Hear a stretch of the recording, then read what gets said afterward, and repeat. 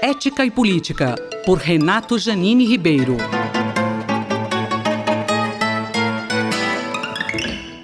Professor Janine, no último dia 4 de junho, o senhor e outros 5 ex-ministros da Educação se reuniram e lançaram uma carta em defesa da educação no Brasil. O senhor pode comentar essa iniciativa?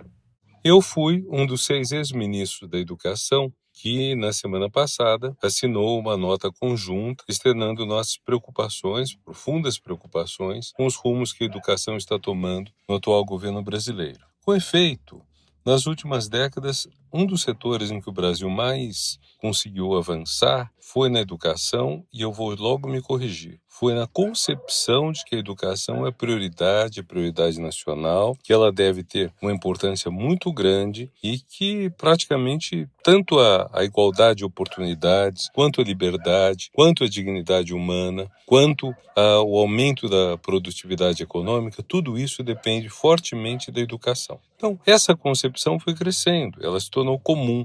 a governos como o governo do Itamar Franco, foi um governo de final de mandato,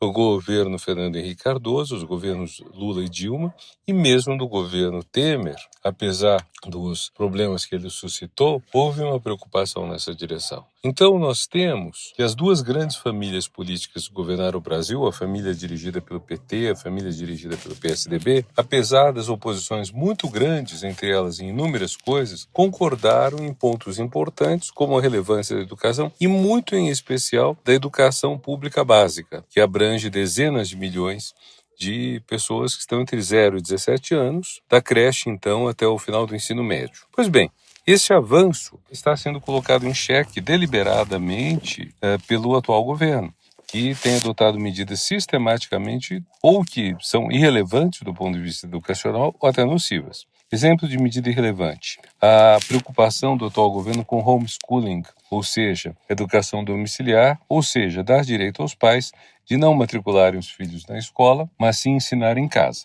Tirando a dificuldade extraordinária que é um pai, uma mãe, conseguirem dominar a variedade de matérias que compõem o currículo da educação básica, que vai até o ensino médio, vai até os 17 anos, tirando de lado esse caráter prático quase impossível, o fato é que há apenas algo como em torno de 5 mil famílias que almejam isso. Alguns levantam esse número, inflacionam até 20 mil, mas ainda que fossem 20 mil famílias, comparando esse número com os 30, 40 milhões de alunos da faixa de educação infantil e adolescente que temos no Brasil, é um número irrisório, é uma questão absolutamente secundária, é uma questão que não tem uma importância prioritária e, enquanto o governo se preocupa com essas coisas, ele descuida da entrega de material escolar, descuida da implantação da base curricular, descuida do Enem, vai trocando de ministros, de responsáveis pelas diferentes áreas do MEC, sem muita atenção,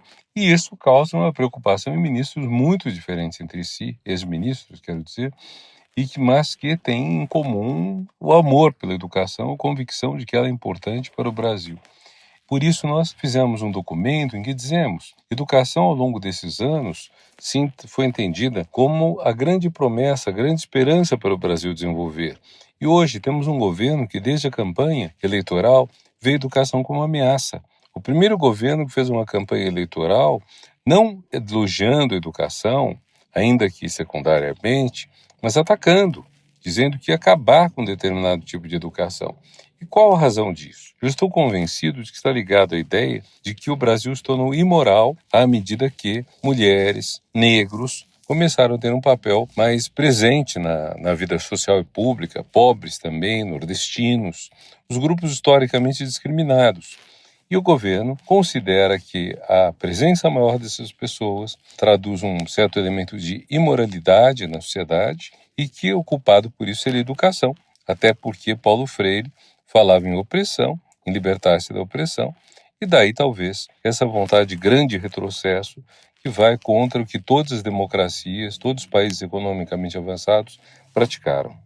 O professor Renato Janine Ribeiro conversou comigo, Valéria Dias, para a Rádio USP. Ética e Política, por Renato Janine Ribeiro.